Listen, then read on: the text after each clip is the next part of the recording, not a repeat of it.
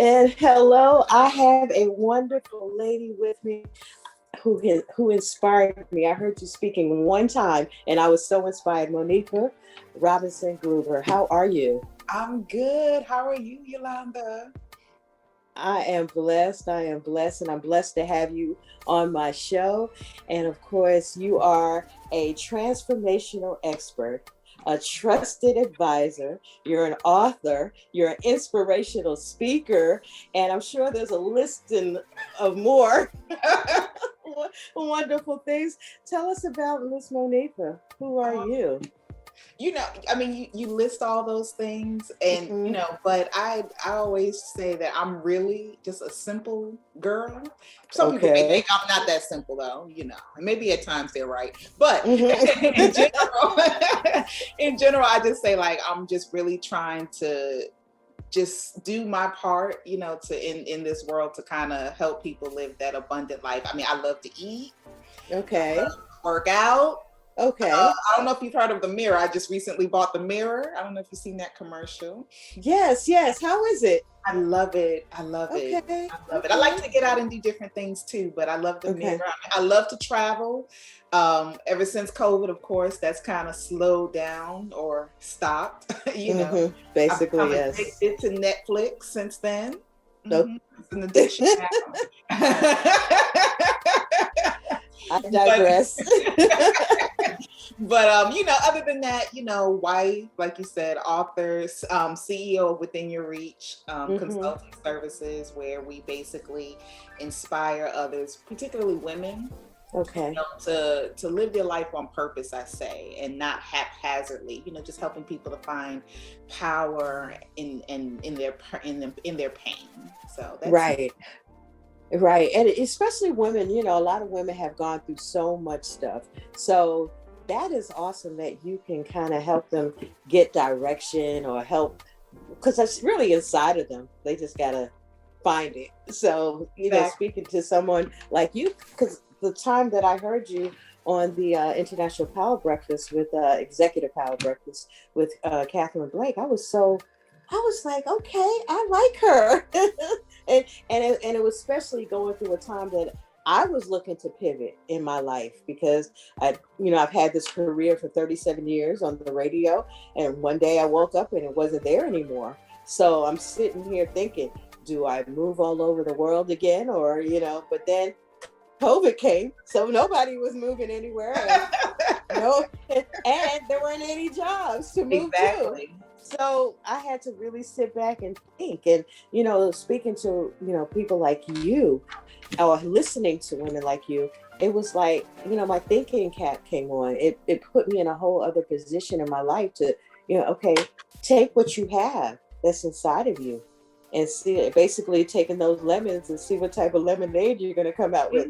And hopefully it's some good, sweet, Southern Yeah, lemonade. sometimes you gotta add extra sugar to it. A little extra sugar. Exactly. So that's what I've been doing since I've last spoken to you. So, you've written a book. Yeah. So tell us a little bit about your book. Well, the most recent book that I've written is Matters of the Mm-hmm. Heart. And Matters of the Heart really is a devotional Okay.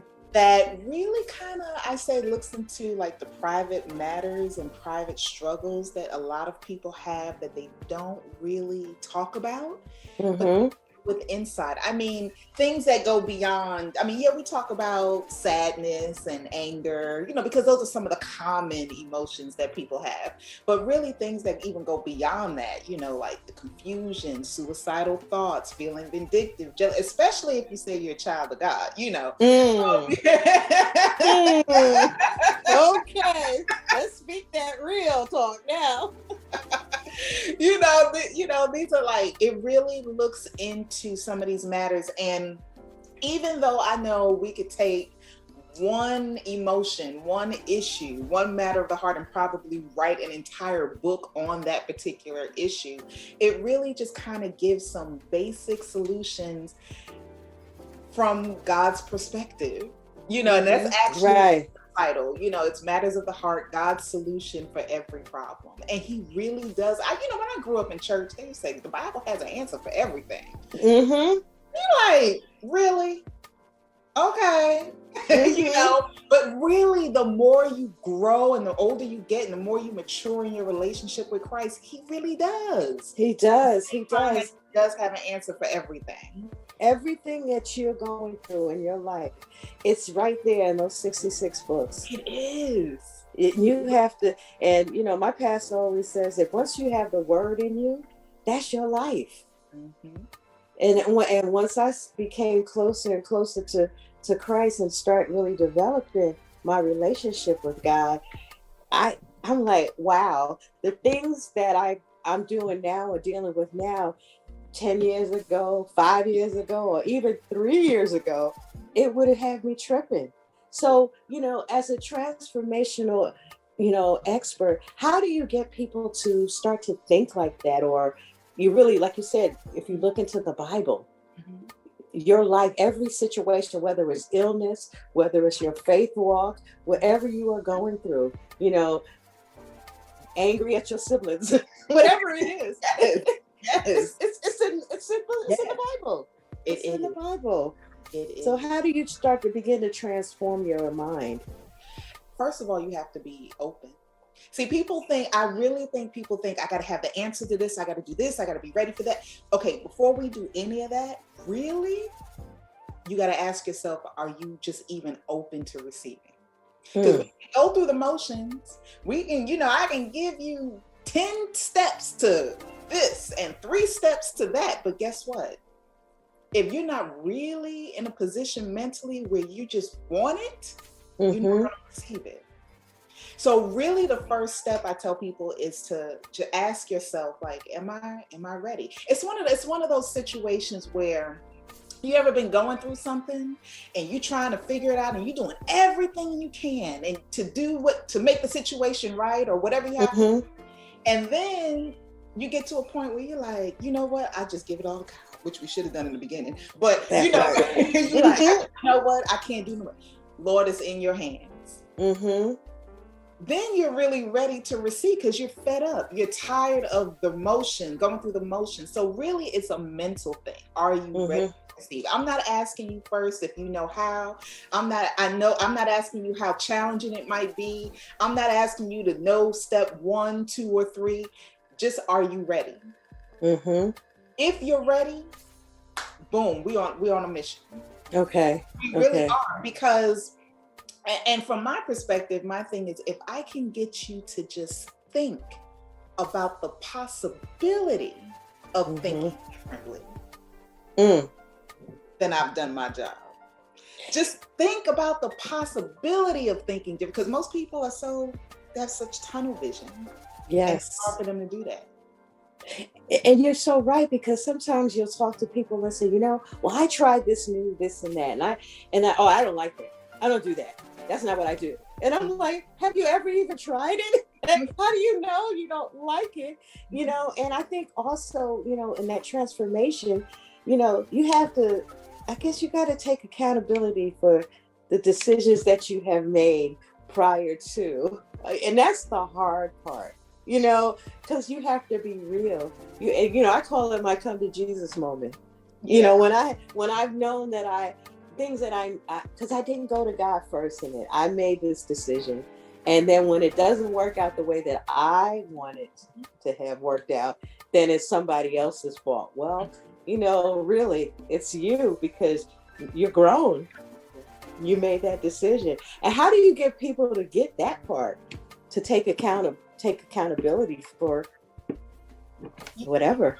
That's hard, because when you start to take accountability, especially for decisions that you've made where things haven't turned out quite the way you wanted it to, you start dealing with issues. The person might be starting to deal with issues like shame, guilt, resentment, anger, all kinds of stuff start flaring up on the inside of them. So really a lot of it is tackling some of those issues. This is why really I say I'm all about giving steps and tangible approaches to getting things done.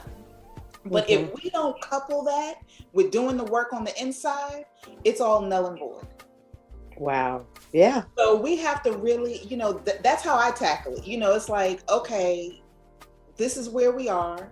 But let's talk about what's under there. What feelings are underlying that kind of keeping you stuck, that are keeping you in a position mentally where you keep blaming Sue, or you keep blaming this system. And it's not to say that there aren't obstacles in the way that haven't played a role.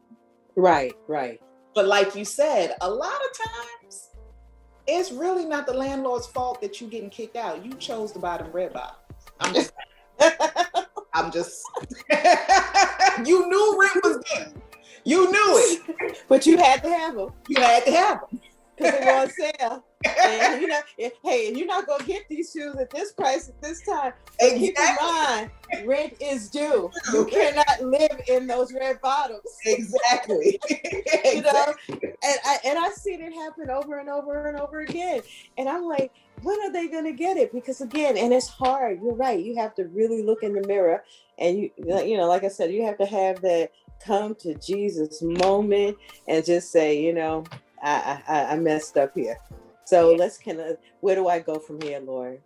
And then we can be able to be open to hearing from a transformational expert. And I think that's all even in our bodies, in our minds, to me, because even like my hardest thing really is working out, losing weight. I work out. I do work out. I walk, I work out, but the motivation to do it, the wanting to do it, I really don't want to, but I know that I have to. So I look in the mirror, I'm like, you got to go work out today. You got to go walk today, even though you don't want to. And, there's a quote I've seen that says, you may not always be motivated, so you must learn to be disciplined. And that's what it's like, whether it's working out, for me too, and even as much as I love working out, there are times that did I work out today? No. Did I work out yesterday? No. Now we're not going to keep going further back in the week. Okay. I on myself. But right. Whether it's working out, whether it's changing our mindsets, even about certain patterns of thinking that we've had since however long, it really is about sometimes being disciplined. We always think we have to feel it before we do it. And if we always have to feel something before we do it, half the stuff we need to do won't get done. And how do you deal with people who have that negative thinking, that stinking thinking? That's right there. That's a mindset that needs to be transformed in a lot of people too. It's like, oh, that's never going to happen. Oh, anything you're trying to do, you have people in your lives, especially, and it could be somebody that you really care about. How do you get away from them, or and 9 times out of 10, you can't get away from it, because it could be a spouse, it could be a parent, it could be somebody that's close to you that you have to deal with on a regular. How do you transform not only you can't probably transform them, but how do you transform your own mind? So I think part of it is tapping into why you even thinking about that in the first place. Because 9 times out of 10, when we have negative thoughts, it's not, the negativity that comes from others might be troublesome, but that's not usually where it started. They're just kind of in the picture now and adding on to years, months, or what have you of negative thinking. So we have to kind of look at, where did this pattern begin? How did I start thinking this way? Is it because other people have told me growing up, this is what the deal is? Is it because I had this experience for the last 18 months, and it's traumatic and it's been hard and I just don't see a way out? We got to tackle the root of the problem as well. And I think once we tackle the root, we can begin to deal more effectively how we deal with what others throw at us. It's almost like you can't stop it. Like you said, you can't stop other people from saying what they're saying, or sometimes you can't get away from other people. But when you yourself have a different perspective and a different outlook, because you've started to deal with the root of some of these issues and outlooks, it allows you to kind of, the emotions won't be as intense, I would say. Right. Someone throws negative, you're like, okay, here we go again. As opposed to, oh, here we go again. You never think about this, and you never believe in me. you're like, here we go again. I mean, I'm not saying it's not gonna bother you at times. Yeah, but it doesn't take that. It doesn't knock you out your game, or what? Because sometimes it used to. I'm telling you, if somebody was close to me, if they would give me their opinion or say something, and I know that's not what I'm thinking, that's not my direction, but you're trying to get in my head and you're trying to figure me out, and then I had to start looking back at that person, and I'm like, wait a minute now, they don't have it really going on. They got some issues going on over there. So how come they're in a position that can tell me about my life and I'm gonna believe it? Because they got some issues going on in theirs. So they need to fix theirs before they can come and try to fix mine. And that's what made me change.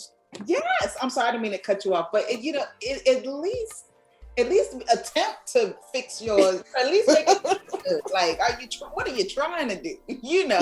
Exactly. So, yeah. Mm-hmm.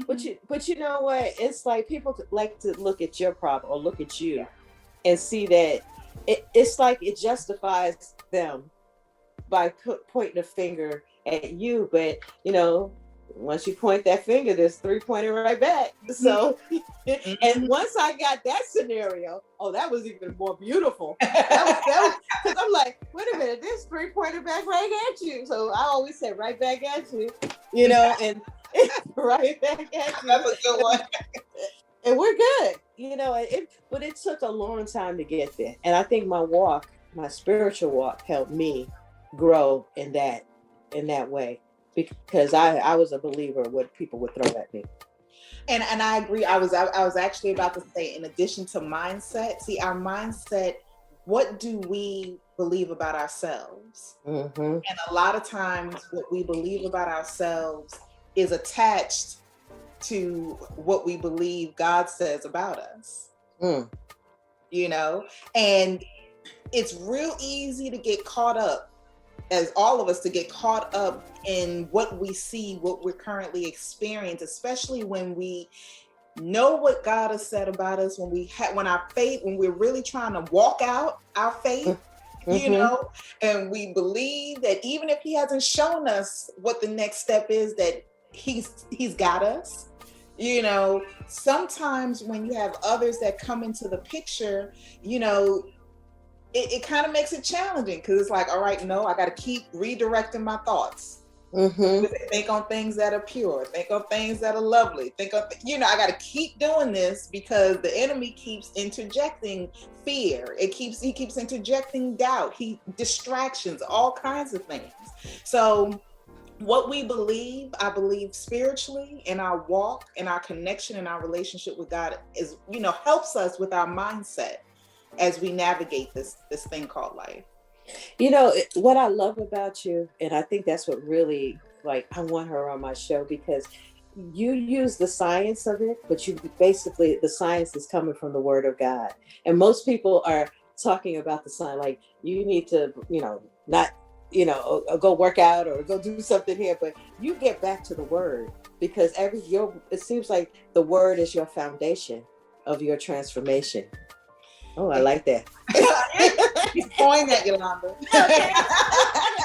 I gotta write that down. I came up with something there. It is. And, have I always been here? No. Is there a long way for me to go? Yes. But I have definitely seen that my walk with Christ is the only thing that really secures me. It really is. And I mean, we've all gone through ups and downs and tons of things in life, but and that's why I say, yes, you need to work out. Yes, you need to eat right. Yes, do this, that, and the other. We need to be good stewards over what He has given us. I want a job, and we don't. Well, nowadays we're not going door to door like back in the day, but right. At least get on Google and start searching, or talk to somebody, or network, what have you, and say, oh, well, He's gonna take care of it. Like the FedEx man gonna Amazon Prime, just knocking on the door and dropping off the package. Here's your job. You're like, whoa, how'd you hear about me? Right. But, Exactly. We have to do our part, but even in doing our part, God is, He has to be number one. He has to be the foundation. protection. He really does. And that's just something that I have learned and continue to learn in my walk. Absolutely, absolutely. Because if not, wow, where do you start? It's the best blueprint for your plan. There you go. It's the best. It's right there in the Word of God, and it will help you transform your life. And it's definitely helped me tremendously, especially my faith walk, because faith comes by hearing the word. So the more you hear the word, the more you get into the word, the more it will lift up your faith. And again, we're in this midst that people are trying to figure out life now. It's not the way it was, and I don't know if we'll ever go back to the way it was. So you have to, because a lot of people, well, I don't know what to do. I don't know where to start. And I try to tell them, but then I don't want to sound too preachy to them. I'm like, it's right here in the Bible. it's in there. Google a scripture, put it in there. Scripture on healing. It'll lead you right to it. I need a scripture on transformation of my mind, or getting rid of this stinking thinking, or whatever. It's right there. It's just like we can Google everything. The Bible, you can Google the Bible too. But it's best to just sit down and just read it. But if you really just you need instantaneous, because we're in that instantaneous world now. Google it. God will lead you to a scripture that can help you. So tell us more about your company and what you're trying to achieve here, because I know you have a conference coming up, and that's going to be awesome. Oh my God, I'm excited about that. I'm excited. Okay, so this conference that's coming up is called Matters of the Heart. It's a virtual conference, and it will be hosted virtually on Saturday, May 8th from 10 a.m. to 12:30 Eastern Standard Time. And basically, we are going to bring together I title it Real Women Who Had Real Problems But Overcame Because They Serve a Real God, and bring together a handful of women. We have Dr. Kendra Norman Holmes. We have Pastor Laura Lee. Marlene Barba, Lisa Arundel, who's an actor. We have musical artist Tasha Renee. I mean, it's going to be fabulous. And basically, we're going to actually allow these women to take moments of the conference to really be transparent about a time where they really went through something, and God actually brought them through, so that we can encourage anybody that tunes in, and inspire them that, this is not the end. COVID is here, or life has just been happening, but God has not forgotten you. And that's pretty much even the basis of my company, Within Your Reach, to help people both personally and professionally realize that, you can have an abundant life, and yes, I like nice things. Money is necessary, but it's not just about your bank account. I say, what did I say? It's not just about your account. We want both your bank account and your life to reflect abundance. Exactly. and I'm glad you said that, because a lot of people equate happiness with money. There's so many wealthy people, because you look at people who take their lives and they're wealthy, or they OD on drugs, and they're like, if I had that money, I'll be living my life like it's golden. No, they're unhappy people. Yeah. Because first of all, you can't pay, and then think about if you're sick, and you have an illness, all the money in the world won't be able to guide. He is our healer. He is our source.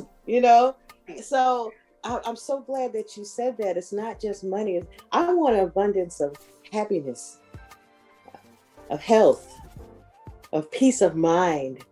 Yeah, and some money in my account. Yes, I like that.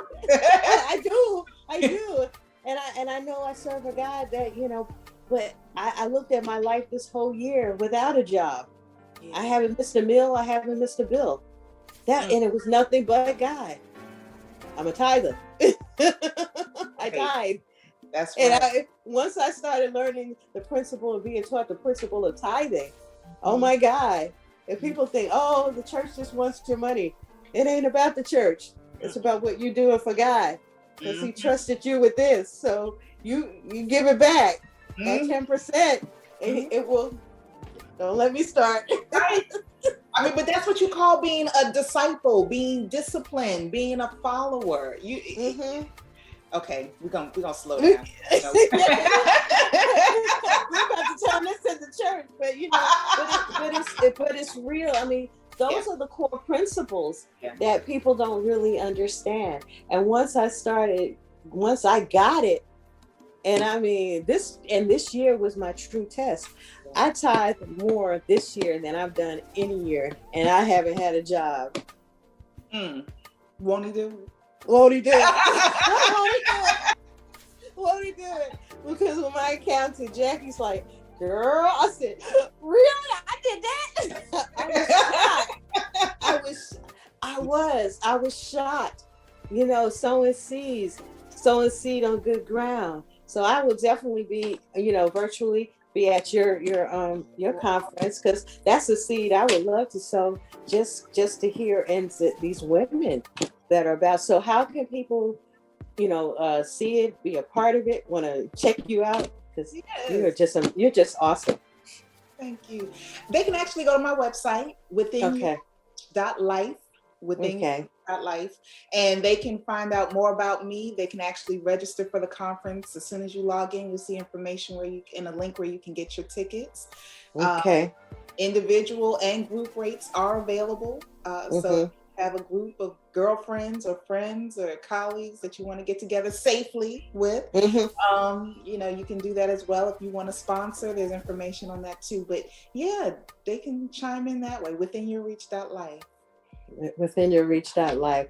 I'm looking forward to it. It's May the 8th. Is that right around Mother's Day weekend? It is. That's a good daughter together.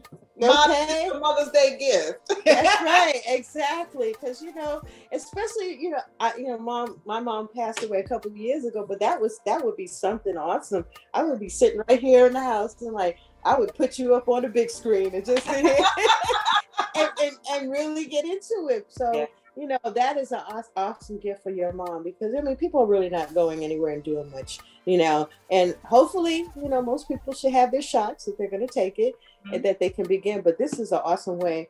Do something special for mom, and this would be awesome. And if you're a mom, do something special for yourself. Yes. You may want to do something special. It's your day, and take that day for you. And husbands can treat their wives or something beautiful like this. Hey, I'm working here. I'm working here. I'm working.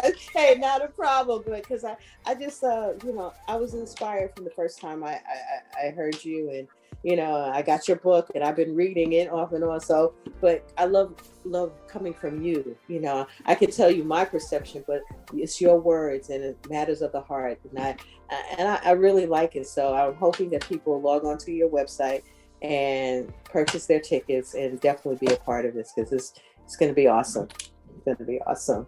It's going to be awesome. Thank you. Thank you so much. Taking time out your day, because I know you're a busy lady. So to be on the Yolanda Show podcast. So I thank you so much for it. Monifa Robinson Groover. Wonderful lady. You have a blessed one. Thank you. You too. Take care. All righty.